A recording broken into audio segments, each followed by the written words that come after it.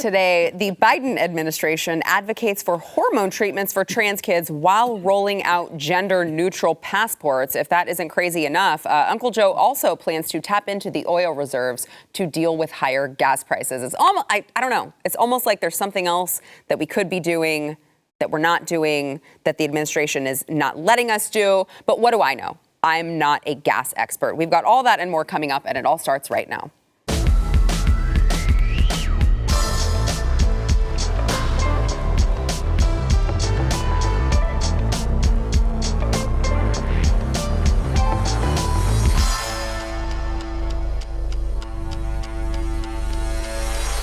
Welcome to the news and why it matters. I am Sarah Gonzalez, and I am joined by the dynamic duo. It is Stu Burger, host of Stu Does America, and Pat Gray, host of Pat Gray Unleashed. Both of these people you should be listening to, you should be subscribed to on audio podcasts, as well as YouTube.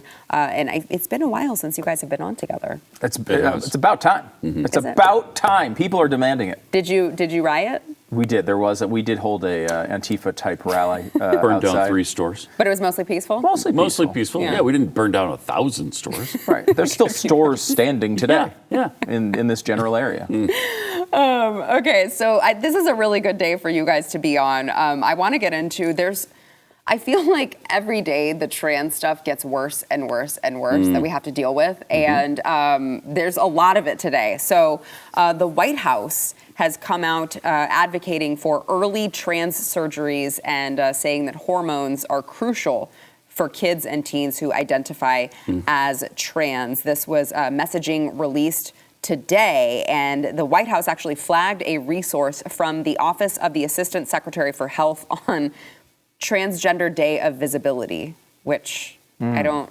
do we know like how many years this has been going on? I'm not particularly sure. The Transgender Day of Visibility. I feel like that's a relatively new day. Probably next year it will be a holiday. We might get the week off for it. I don't know. If you don't take the week off, you're a hate monger. You're a transphobe. That's what I hear. Which, I'm just saying you guys I agree are at with. the I table. would actually take a week off for this holiday. I don't know what it is or what it means, but I will take a week off for it. I don't know what it is. I don't know what it means. I don't support it. I will take a week off for it. This is, they say, intended to, quote, inform parents and guardians, educators, and other persons supporting children and adolescents with information on what is gender-affirming care and why it is important to transgender, non-binary, and other gender-expansive young people's well-being. Which is always important. So let's show the chart that they have here. So affirming care, they have social affirmation at any stage. When is it used? At any age or stage. Puberty blockers are used during puberty. Hormone therapy, they say, it should be used early adolescence onward, and they say it's partially reversible. And then to gender affirming surgeries, top surgery, bottom surgery, and the like. And when is it used? It says typically used in adulthood or case by case in adolescence. They do at least notate that one is not reversible. So this is like they're going all in when it comes to this. I want you think? Just a little bit. I want to give you one other story here. So the Biden administration is also, while this is going on, they are rolling out gender neutral passports. So in April, U.S. citizens can choose X as their gender on their passport instead of either male or female. Are you going to make the change as soon as it happens? Yeah, I've been incredibly disturbed over the years as I've tried to get an X passport and they wouldn't give it to me. Really? But now, finally, I'm being freed. Yeah. I've been trying to get an XX or XY because the chromosomes I thought were significant I thought here. The X was weird. I'm like, there should be another X. Right, that's how this is supposed to work. If this works like Zelensky's spelling, it should be an IXYY, shouldn't it? I like that. Yeah, it's a fascinating thing to watch as it happens, though. There was that article that came out, I think it was last week, from USA Today that said scientists have no idea how to tell what a woman is. They can't come to a conclusion on this. I didn't see this. Oh, you didn't see this? What? They had this big thing where, like, after the Ketanji Brown Jackson question happened, USA Today wrote a whole column about how scientists agree there's no way to tell what a woman is. No, It's true. Stop. Oh my God, it's so of all people, how of all people, how do you not know about this? This is the greatest article of all time. This would be easy hour for both of you on the show, just reading it and going through it, because it's incredible. And they try to walk you through. And of course, so instead of just doing what we always do, right? You know, we're conservative shows. We're saying, hey, like, let's look at the obvious here. We know what a man and a woman is. Like, for us, it's pretty obvious, right? Like, I have a new puppy. I know that puppy is a girl. How do I know? Because she told you. No, I didn't. She didn't bark out a gender. I just knew. And we know how this works. But most of the time I feel like I stop there. You know, it's like, okay, that's enough of their point is so dumb. Yeah. But I decided to look into it. And in this article, they explain the 6 ways, 6 different ways to tell what gender someone might be. And a lot of them are the things that you'll be shocked to hear we bring up all the time, like, birth gender and, chromosomes and things like this. And there's a couple in there that are just sort of like, innocuous, but again, would be things we'd probably accept largely. The last one, though, is secondary sexual characteristics. And I'm like, this is where we're going here, right? Yeah. Like, this is what they're doing. They're saying, you can only tell if it's a woman.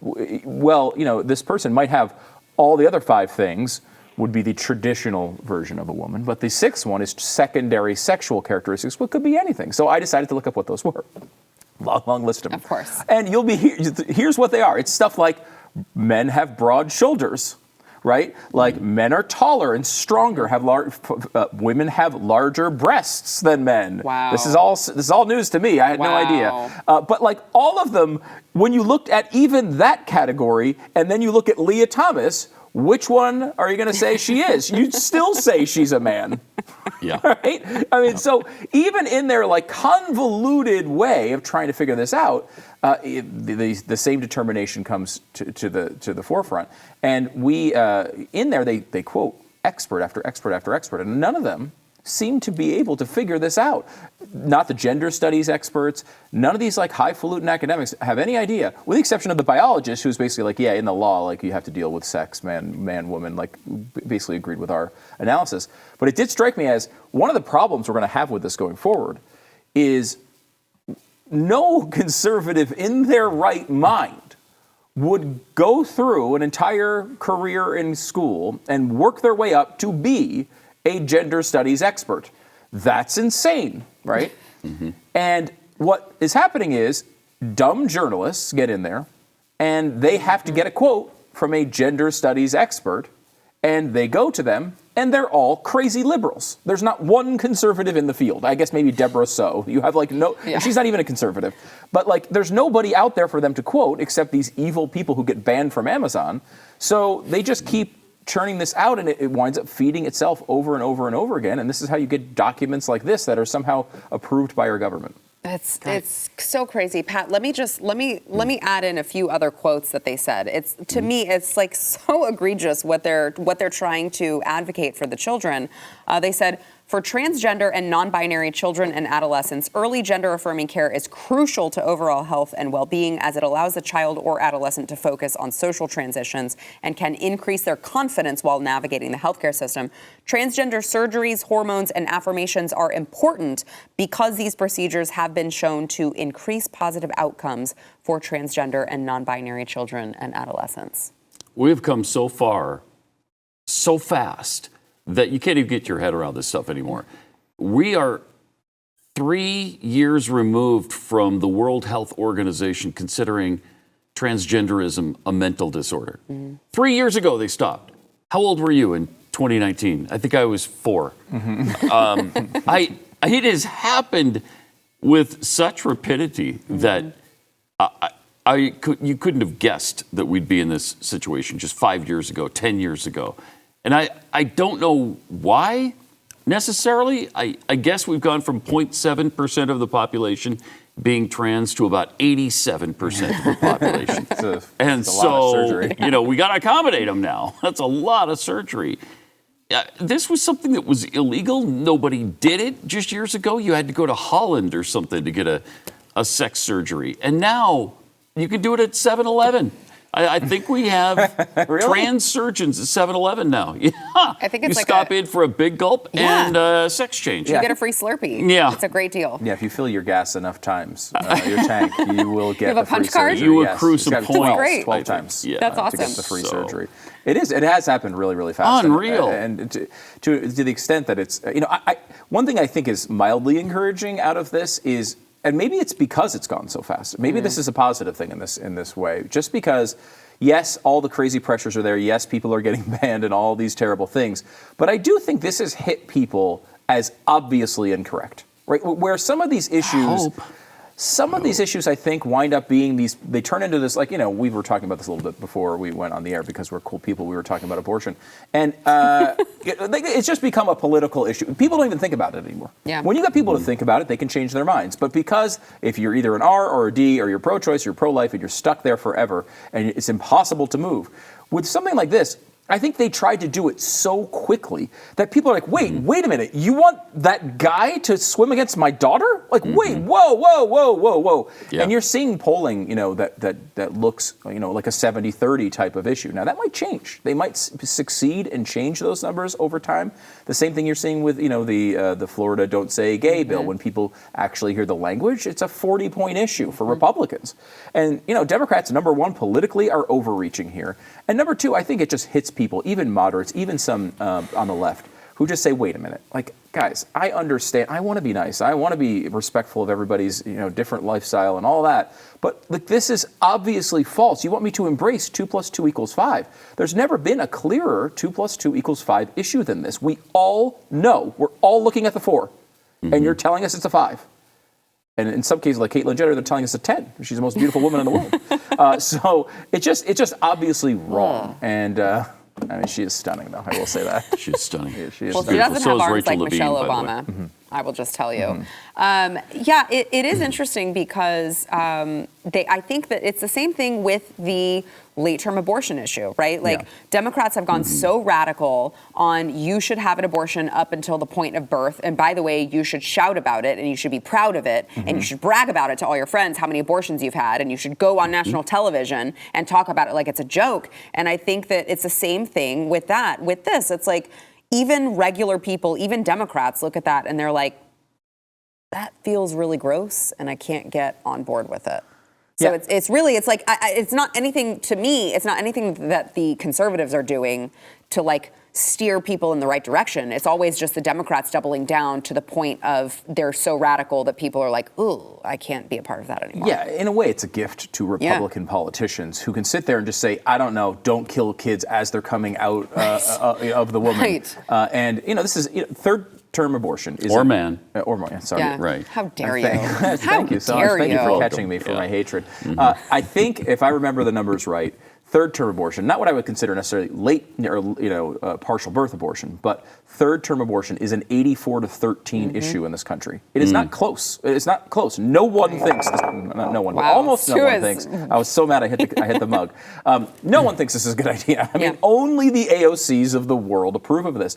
But what's interesting is it's basically everybody in the Democratic Party that is actually elected in office. To the extent that they can't even say that 1 second before birth is off limits. They can't even say that. And people hear that. They recognize that is just it hits them not intellectually as wrong, but emotionally as wrong. And I think a lot of times that's more powerful. And fortunately, because the trans woman battle involves another protected group, or one that used to be protected, and that's women, there might be some pushback on this. And we might come out on top of this situation. I hope, because you look at people like J.K. Rowling, who have pushed back against all of this, don't say women things, spell it with an X, you don't know a woman from a man, because she's, a radical liberal, but she also understands the science of womanhood versus manhood. And, so you've got people like that pushing back, that helps us. So before, I know we got to go to break, but I want to get your take, guys, on, you mentioned Caitlyn Jenner earlier. This is, of course, Bruce Jenner. Well, you just dead named him. I did. Oh, wow. I did. I mean her.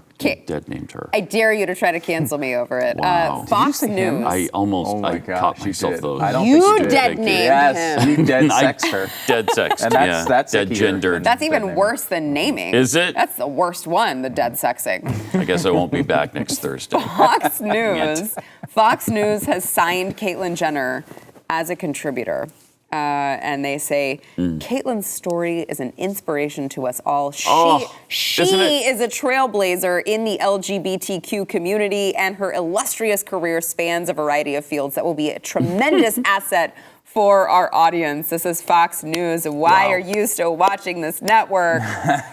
Oh, thoughts? Anyone want to it's tackle fascinating. this? I mean, look, having a commentator on, if they, the prime determinant factor there is if they have something interesting to say, they can have a weird, different background. I mean, it's okay to have people with different voices. To sit here and do the glowing, she's a beautiful woman is always an awkward thing for me. But this is happening all over the place. Ellen Page, who is now Elliot Page, I guess. Netflix has gone back and changed her credits in previous movies, like Juno, where now it now says Juno has Elliot Page in it, which it didn't. It had Ellen Page in it. And what was the determination of this company? Why did they hire a man to play this role of a pregnant girl? Why did they do that? Feels a lot like pandering. Oh, and it's really disappointing to see Fox cave into it. To welcome her as an inspiration to. As an athlete, I guess Bruce was a great athlete. Caitlyn when is she not was a an man, athlete, right. she was an inspiration and a really good athlete. Are we going to go back and say Caitlyn Jenner won the gold medal in the men's decathlon competition? Can't do that. You can't do that. It's incredible. Well, that's what they did with Ellen Page. Yeah. I know. I honestly, I heard a podcast once from ESPN, and they were talking about, the decathlon. It was about the decathlon. And it had nothing to do with Bruce Jenner, but you can't talk about the decathlon without talking about Bruce Jenner. So they went through the whole thing. They're talking about Bruce Jenner. These guys, these athletes are I grew up, I was watching Bruce Jenner, it was amazing. And they had these disclaimers that ran Bruce, you're not going to believe this, but Bruce Jenner is actually Caitlyn Jenner, and they should have said Caitlyn Jenner. We're so sorry they said Bruce Jenner. It's Bruce Jenner won the freaking medal. When you said, hey, Bruce, he'd look at you. That's how that worked that entire time. Now, if he's decided to change his name now, that doesn't change what he was then. Really, really sad to see Fox News go that route. All right, we've got more to come. First, we want to thank our sponsor, Z-Stack. So if you've been watching this program the last couple years, I don't have to tell you this, but it's really time that you have to take control of your own health, because the government is not going to protect you. Big Pharma, is not going to protect you. If you are watching my face every day, you better know that Big Pharma is not going to protect you. That is where Z-Stack comes in. It is a specially formulated immune-boosting supplement. It's got zinc, quercetin, vitamin C, vitamin D. This is all formulated by Dr. Vladimir Zelenko. He's the same doctor that treated President Trump when he got COVID. It's the same doctor that helped him make the decision to take hydroxychloroquine. This is kosher. It's GMP certified. It's produced right here in the United States. And look, it doesn't only help you with COVID, all of the variants of COVID. It is also going to help your immune system fight off things like the flu, fight off things like cold. These are all ingredients that are really, really amazing for you to just have every day, no matter what you're trying to protect yourself from. So there's no reason to wait. My son, my baby, actually just got a cold, and all of us have held on strong because we are taking Z-Stack Life every day. You got to go do it. Go to zstacklife.com/Y. Enter the promo code Y. You'll get a discount off of your first order. That is zstacklife.com/Y, promo code Y. So we just got done talking about how the Biden administration apparently doesn't know what a woman actually is. This will be interesting to figure out, because the same administration just proposed a $7.5 billion 2023 budget that contains a provision to put the first woman and person of color on the moon. So this is in the section of to fund NASA. The provision is to enhance U.S. human spaceflight leadership. And this is supposed to happen by 2025. And of course, like everything else in the government now, it has to include diversity, equity, and inclusion, which, by the way, this budget just in itself uses the word equity 158 times in 158 pages. So it's a big part of their budget, equity. And it's just interesting, you guys, because I don't like, what is a woman? Because they just got done telling us that anyone can be a woman if they want to. So where is this money going to put the first woman and person of color on the moon? Is it going to be an actual woman? Can trans women do it? Like, where do we even stand? I don't even know, because every time I turn around, they're completely contradicting themselves. Also, why are we spending money on this crap? That's all I got. Well, that's a lot, and you're totally right on this. I mean, it is a fascinating thing to watch because they keep talking themselves into these corners. You know, I always think of it as like there are just, you know, you think of a map and two major roads intersecting, and a lot of times that's the liberal argument. And these cars just crash into each other in the intersection because they don't work together. Like, you can't say that you don't know what a woman is and name the first black woman Supreme Court justice. Yes. Like, you can't. Like, how do you know you named them? And nominate the first black woman Supreme Court justice who won't admit what the definition of a woman is. Yeah, she can't answer that. It's like, what kind of weird appeal to expertise is this? Just freaking say it. You know, if you know you're a woman, how do you know it? You wouldn't be in the position you were today if you were not a woman. Yeah, I guess that's the only way she knows is she got named. She was like shocked. Wow, I thought I was a dude this whole time, and then here we are. I mean, it's just it's so obviously ridiculous. And you know, there is like, it's hard to find anything to go into because it's such a strange and obviously false premise. You know, I remember reading 1984 and thinking to myself, like, okay, this is an interesting story about how government can get out of control and how people can be sheep, essentially. But obviously, they don't really mean that someone could be fooled to say 2 + 2 = 5. Like, that's not a real example. That could never happen. Absolutely, it could happen. Absolutely, it could happen. Look at this. We are looking at people that we all know. All of us know. It's not just us. This is not secret knowledge for conservatives on the Blaze. This is not only what talk show hosts knows and people at at the Daily Wire know. Everyone knows this. They all agree with us in private. In their brains, they all know what we're saying is true. Yet we are still going on with this idiotic game.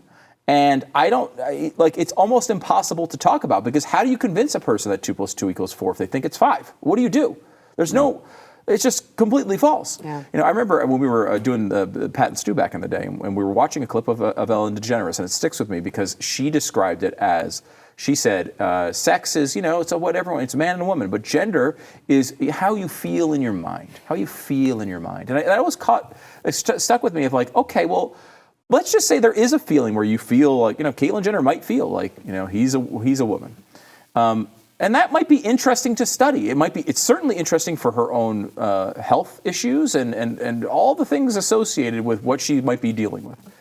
But on the other hand, it's not for me to worry about how she feels, right? Mm-hmm. It's something else. And I thought to myself the other day, Ellen has got, if she still maintains that viewpoint, now has to be a transphobe, because that's no longer an acceptable viewpoint. I remember latching onto it because I was like, okay, I can kind of understand this. Here's one of the biggest gay rights activists in the world, one of the most famous lesbians in the world, up there on stage explaining this so that average people in the middle of the country that watch her show can understand it. And it was interesting to hear. And I was like, okay, I see what you're saying. Like, you're just saying there's some other side factor that's different, and maybe we can understand it a little bit better. She's got to be a transphobe by now. She's got to be. It's probably why they don't let her on TV anymore. maybe part of it. Maybe, I don't know. And for the administration to be specifying that it has to be a woman, there has to be a minority, that's insulting to the woman and the minority, because now they'll know.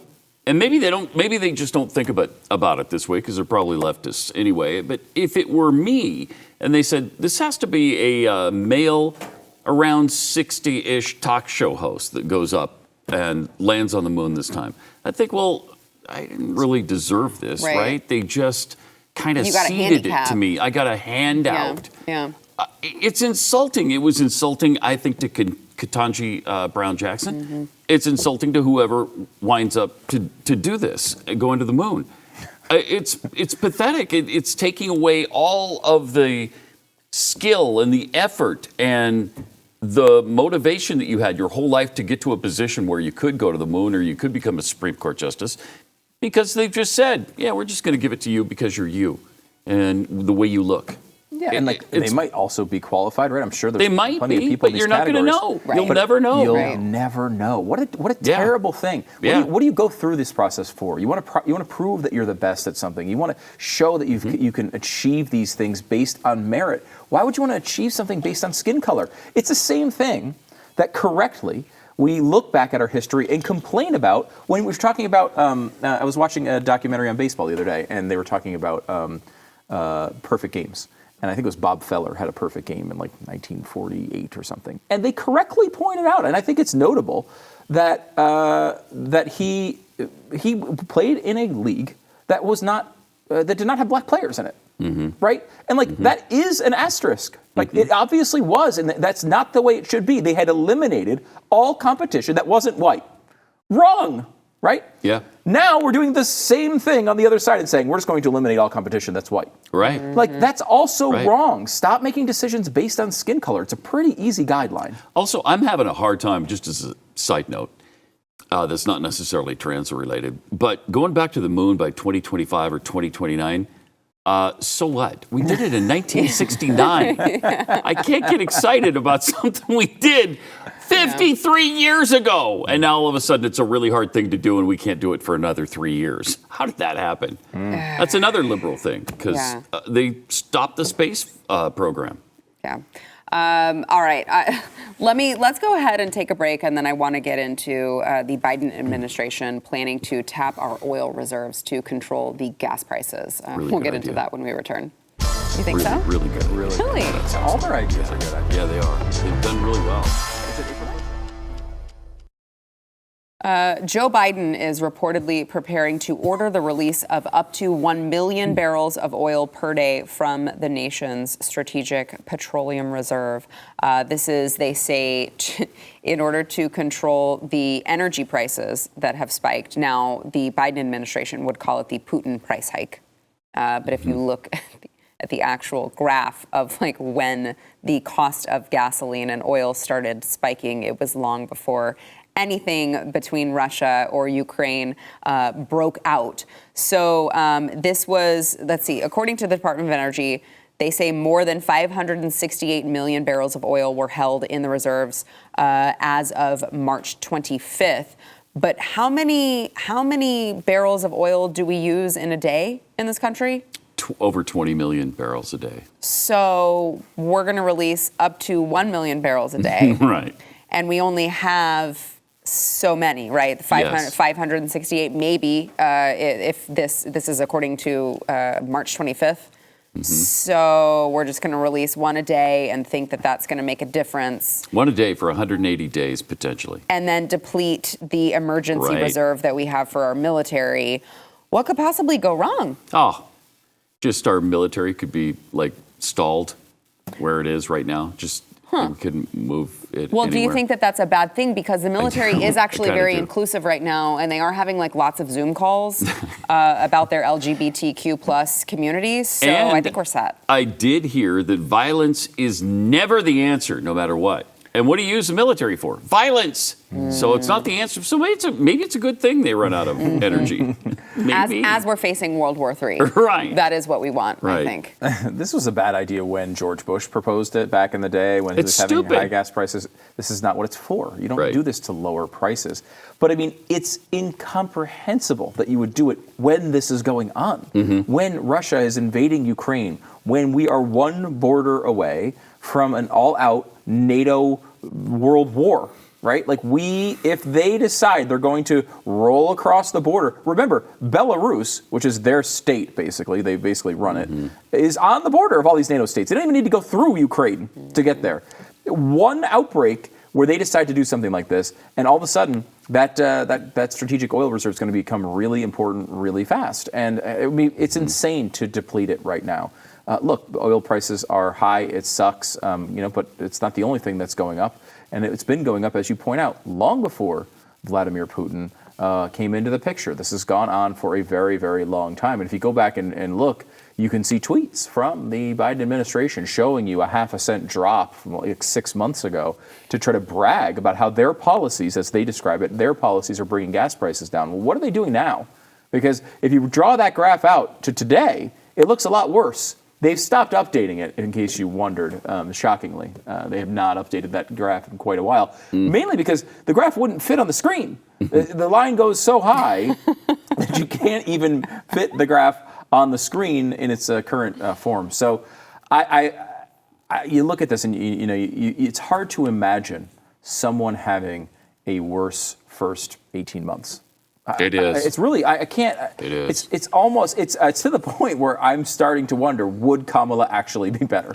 And I know that's a hard thing to think about. But here, my main case on this is, at least Kamala blabs and blabs and blabs and doesn't say anything. Like, that's what she's famous for. She runs her mouth forever, and you're like, what did she just say? She didn't say anything that made sense.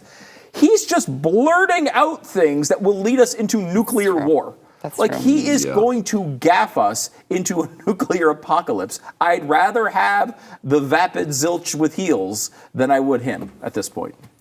Yeah. Oh, God, that's It's tough. hard for me. It is hard. And, It is the hard. other thing about her, just to make my Kamala case here, she's also be very ineffective. Like, she would not be able to get anything done. So she wouldn't be able to get anything passed, and she probably would not blurt out private military plans in the middle of a speech while in Poland. I'm just saying, she'll say something dumb, but it shouldn't be the thing that starts a world war. You have a point. It's not a great point, because, I mean, she sucks. But I'm just saying, I am There's no good legitimately alternative worried there. with him. I mean, are you guys, because, I mean, that the statement he made about taking Vladimir Putin out of power, which, they're like, oh, well, of course, everyone thinks he should be out of power. Yeah, you don't say it when you're the freaking president of the United States. Right. Right. Like, I we can was say passionate. it. Yeah. I was angry. Yeah. I was mad. Yeah, That's not okay. Yeah. Well, it doesn't matter. But he needed a cheat sheet to I be able love to that. even say give that. To even say It's that. incredible. And he said, I was expressing my moral outrage. Your entire job as a statesman is to not express your moral outrage. Like, you bring that in.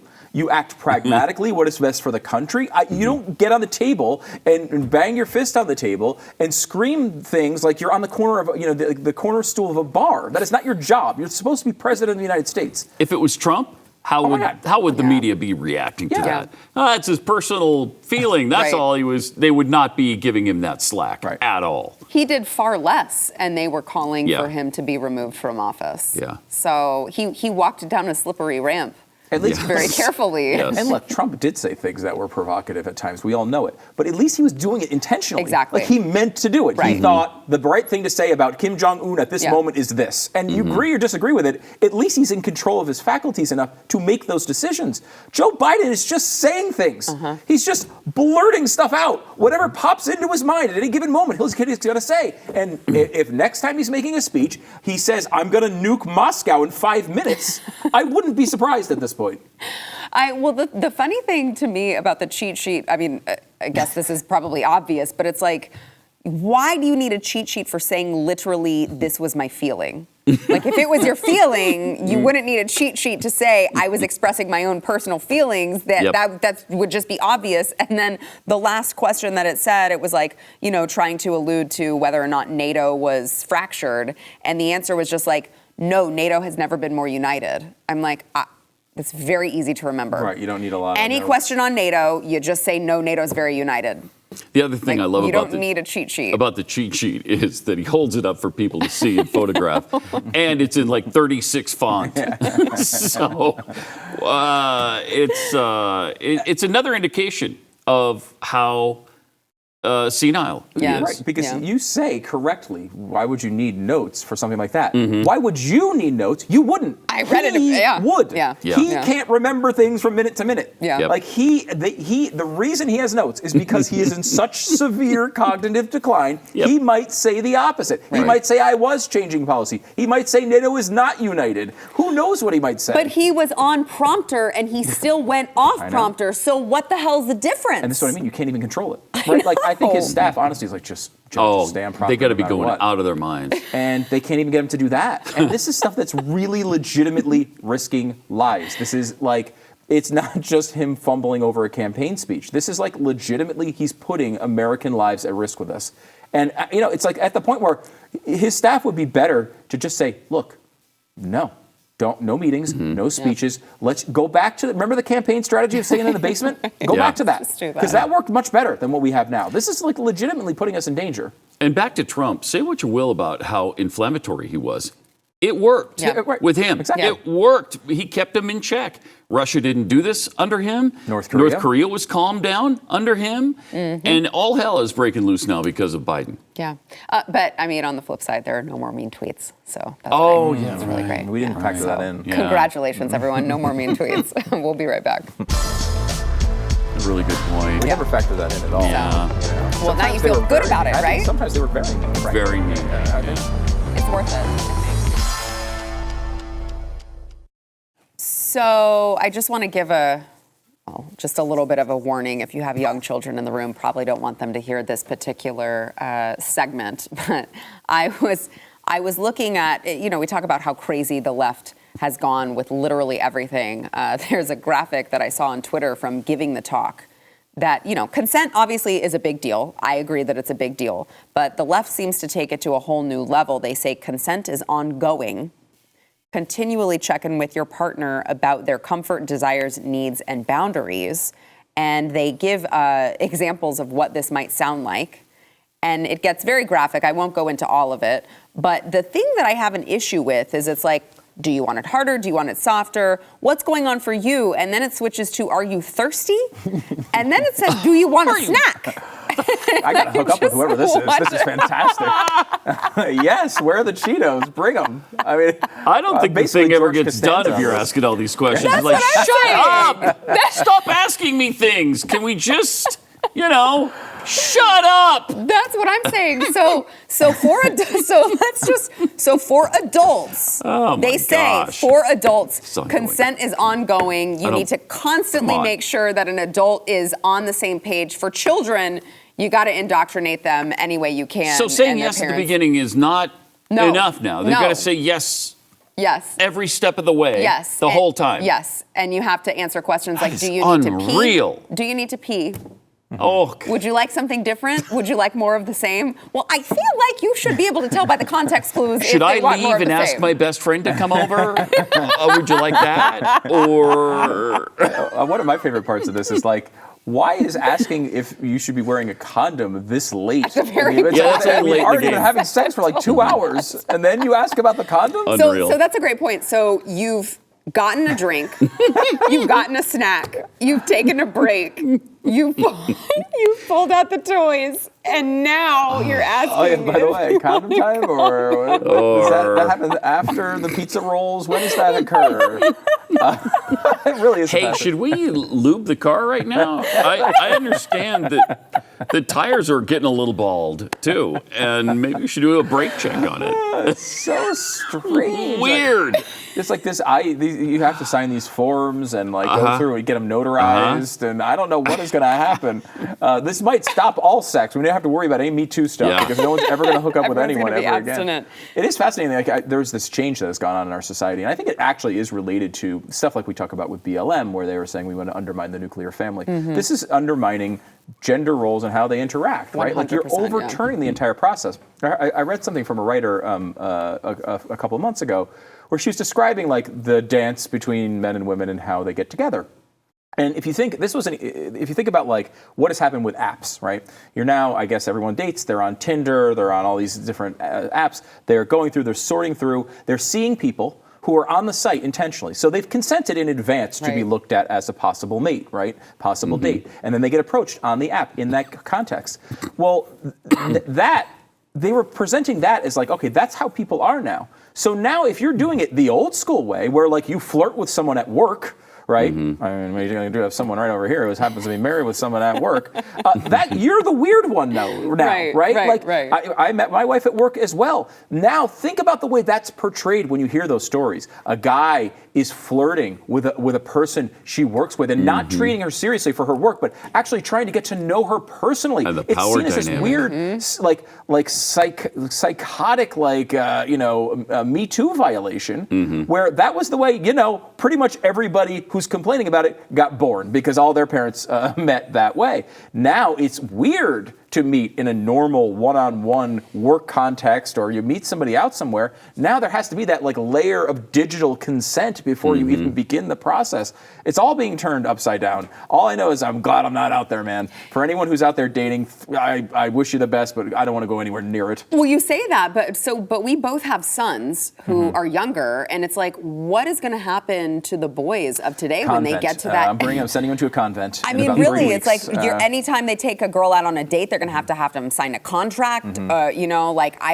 It's very scary. Yeah, it's very scary. And I mean, I really do worry about, especially my son, just, it's natural, right? Yeah. To worry about, like, does someone decide they don't like him and just report him as some terrible criminal? Yep. Who knows? Yep. And the interesting thing is, that might be the left's preferred method of hooking up, but that's not law. No. That's not the law. No. You don't have to. That's actually, I would advise that you don't ask all these questions. Yeah.